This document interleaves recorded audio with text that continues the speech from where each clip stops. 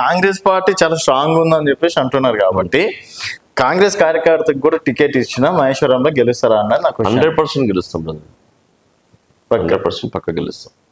ఎవరికి కాంగ్రెస్ పార్టీ మహేశ్వరంలో కంచుకోట. కాంగ్రెస్ పార్టీ మహేశ్వరంలో కంచుకోట లేకుంటే 3 సార్లు మినిస్టర్ అయింది, ఎమ్మెల్యే అయింది ఆమె. కాంగ్రెస్ పార్టీ. సబితా ఇంద్రెడ్డి కాంగ్రెస్ పార్టీ నుంచి కదా అయింది. ఓకే, అంతకుముందు అది ఎవరు గెలిపించారు? సో కాంగ్రెస్ పార్టీలో మీరు ఇద్దరు ఉన్నప్పుడు సఖ్యతనే ఉండేనా? పర్వాలేదు, అప్పుడు బాగానే ఉండే. ఈ తర్వాత మాత్రమే ఆపోజిషన్ అవ్వడం అనేది జరిగేది. సో స్ట్రాంగ్ లీడరే అనుకోవచ్చు. మాకు అట్లా అనిపిస్తలేదు. మా కాంగ్రెస్ పార్టీ ఉన్నప్పుడు స్ట్రాంగ్ ఉండే, ఇప్పుడు స్ట్రాంగ్ కాదని.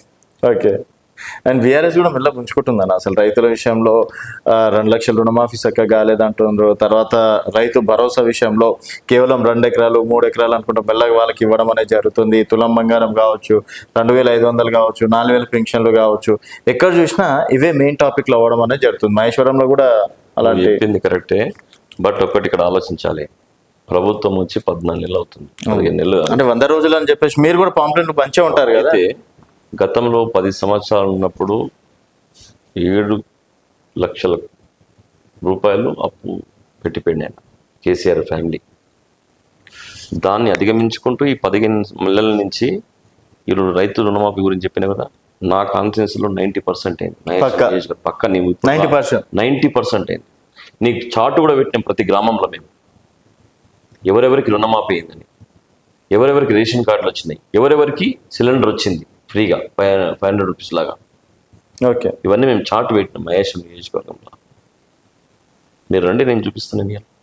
రైతు రుణమాఫీ 90% అయిపోయింది. 10% కూడా ఏంటంటే వాళ్ళ ఆధార్ కార్డు ప్లస్ వాళ్ళకున్న ఫ్యామిలీ డిస్ప్యూట్స్ తోటి కొంతవరకు రాలేదని. అందరికి ఆల్మోస్ట్ అందరికీ అయింది. సో బాగానే హ్యాపీగా ఉన్నారు వాళ్ళు, చాలా హ్యాపీగా ఉన్నారు. మీరు అనుకున్నంత social media BRS party BJP party చేసిన దుష్ప్రచారాన్ని తిప్పికొట్టడానికి మేము అందరం కూడా ఇప్పుడు ప్రజల్లోకి వెళ్తున్నాం. అండ్ రేవంత్ రెడ్డి గారు వచ్చి భూముల మీద కన్నేసిండు. హెచ్సియు కావచ్చు, ఇక్కడ మహేశ్వరం సైడ్ కూడా కొన్ని వేలాది ఎకరాలు అమ్ముకునే ప్రయత్నం చేస్తున్నారని చెప్పేసి బీఆర్ఎస్ నేతలు అంటున్నటువంటి మాట. ఈవెన్ రీసెంట్ గా కేటీఆర్ గారు కూడా ఇలా సభ పెట్టినప్పుడు చెప్పినటువంటి మాట. బ్రదర్, రేవంత్ రెడ్డి గారికి అవసరం లేదు బ్రదర్. రేవంత్ రెడ్డి గారికి భూముల మీద కన్నేసి తీసుకోవాల్సినంత అవసరం లేదు. మీకు తెలుసు, కాంగ్రెస్ పార్టీలకు వచ్చినప్పటి నుంచి కాంగ్రెస్ పార్టీని బలోపేతం చేయాలి, కాంగ్రెస్ పార్టీ నాయకులు ఎదగాలి, కాంగ్రెస్ పార్టీ రాబోయే 5 years కూడా కాంగ్రెస్ పార్టీ రావాలని ఒక ఆకాంక్షతో పనిచేస్తుంది. అంతేగాని ఈ భూములు గురించి KTR family, KCR family, Harish Rao family లేకపోతే అట్లా ఎప్పుడు అలాగా చేయలేదు, చేయడు కూడా. ఇక్కడ 4th సిటీ చేస్తా అన్నారు కదా. 4th city already land equation అయిపోయింది. ప్లస్ 330 feet రోడ్ కూడా, అది కూడా తొందరలోనే కాంట్రాక్టర్ను కాల్ఫర్ చేస్తారు. నిన్నగాక మన 4th సిటీ స్కిల్స్ యూనివర్సిటీ కూడా, అది కూడా స్టార్ట్ అయింది. అలాంటి ఇంకా 4-5 ఇండస్ట్రీలు కూడా వచ్చినాయి, పెద్ద పెద్దవి కూడా. 4th సిటీ అనేది రేవంత్ రెడ్డి గారి యొక్క కళ, కాంగ్రెస్ పార్టీ యొక్క కళ 100% నిజమవుతుంది. సక్సెస్ అవుతుంది, ఏ మాత్రం డౌట్ లేదు. కేవలం గిరిజన భూముల మీదనే కాంగ్రెస్ నేతలు కన్నేసి వాళ్ళ భూములను బలవంతంగా తీసుకుంటున్నారు అని చెప్పేసి టాక్ వస్తుంది. ఎక్కడైతే న్యూస్ లేదు, నువ్వు చెప్తుంటేనే ఏంటంటే ఇంతవరకు మహేశ్వరం నియోజకవర్గంలో ఇంత పెద్ద సిటీ ఏర్పాటు చేస్తున్నారు కదా 4th సిటీ అని. దాదాపు 2 లక్షల ఎకరాలలో 4th సిటీ అక్వేషన్ చేస్తున్నారు మంచిగా. ఏ ఒక్క రైతు కలెక్టర్ ఆఫీస్ కాడ కానీ లేకపోతే కేఎల్ఆర్ అన్న ఆఫీస్ కాడ కానీ రేవంత్ అన్న సీఎం గారు కానీ ఇక్కడ ధర్నాలు రస్తాలుగా చూసేదా మీరు ఎక్కడన్నా? లోపల ఈ రోజు అఖిలపక్షము మాది కూడా కలపండి 4th సిటీలు అని చెప్పేసి ధర్నాలు చేస్తున్నారు. అఖిలపక్షం మొత్తం కలపండి అని. Bharatiya Janata party, BRS party, Congress party, BS party, CPM, మాది కూడా మా పోర్షన్ కూడా మీరు 4th సిటీ కలపండి అని చెప్పేసి ధర్నాలు చేస్తున్నారు. మా శ్రీధర్ బాబు గారికి రిప్రజెంటేషన్ ఇచ్చారు, కేఎల్ఆర్ గారికి రిప్రజెంటేషన్ చేసిండ్రు, సీఎం గారికి రిప్రజెంటేషన్ చేసిండ్రు. మరి వాళ్ళకి ఇష్టం లేకుండా చేస్తారు ఇట్లా? వాళ్ళకి ఇష్టం కూడా చేస్తారు కదా. నిన్న కూడా పెద్ద ర్యాలీ తీసింది కలెక్టర్ ఆఫీస్ దాకా 4th సిటీలు కలపమని చెప్పేసి. ఇప్పుడు అమరావతి ఉన్నది, అమరావతి ఓన్లీ 30,000 ఎకరాలు అయింది. అదే 4th సిటీ మహేశ్వరం మహానగరం 2 లక్షల ఎకరాల నిర్మాణం కాబోతుంది. సో ఇప్పుడు రైతులకు కానీ, బిజినెస్లకు కానీ, మామూలు ఫ్యామిలీలకు కానీ 1 ఎకరం ల్యాండ్ ఉంటే 1 ఎకరం ₹1 కోటి అంటే ఇలా 5 కోట్లు అయింది. అది ఇలా రేవంత్ అన్న గారి నాయకత్వంలో కాంగ్రెస్ ప్రభుత్వంలో అయినట్టే కదా.